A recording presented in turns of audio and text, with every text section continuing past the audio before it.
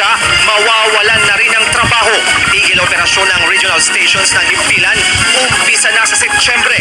Epekto pa rin ang pagpatay sa prangkisa ng network. Pagtulong sa mga taga-probinsya, lalo na sa panahon ng sakuna, naging pangunahing misyon ng ABS-CBN Regional sa nakalipas na 3 dekada. Mga balitang ipinatrol ng TV Patrol Southern Tagalog sa loob ng 1 dekada, tutukan mga certified kapamilya sa Calabarzon na sumuporta sa ABS-CBN Southern Tagalog mula nang maitatag ito noong 2009, nalungkot sa tigil operasyon ng istasyon. Proyekto ng ABS-CBN Regional na Choose Philippines nakatulong sa pagpapakilala ng turismo ng Calabarzon.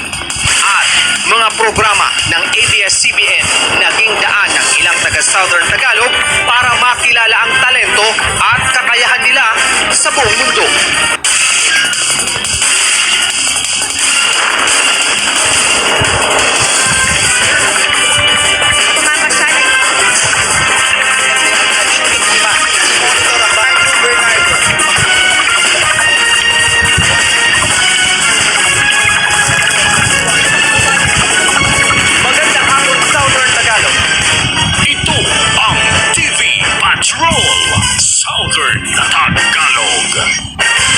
Magandang hapon, Southern Tagalog. Ako si Jonathan Maestrado. Yun ang malasakit sa isa't isa.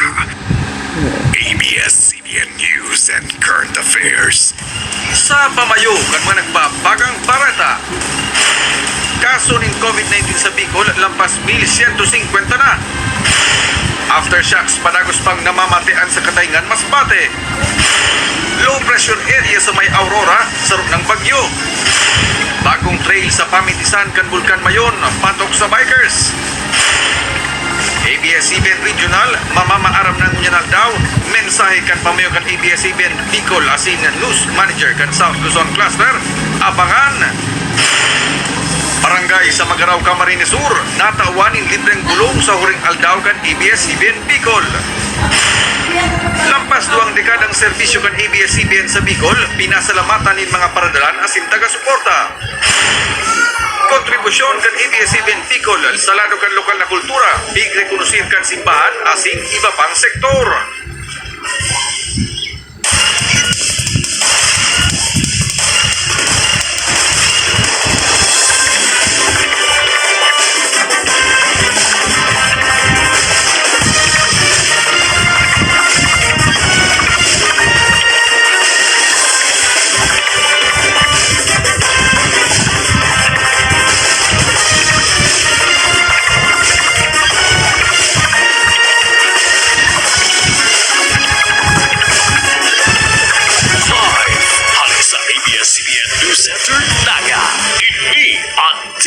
Patrol Bicol.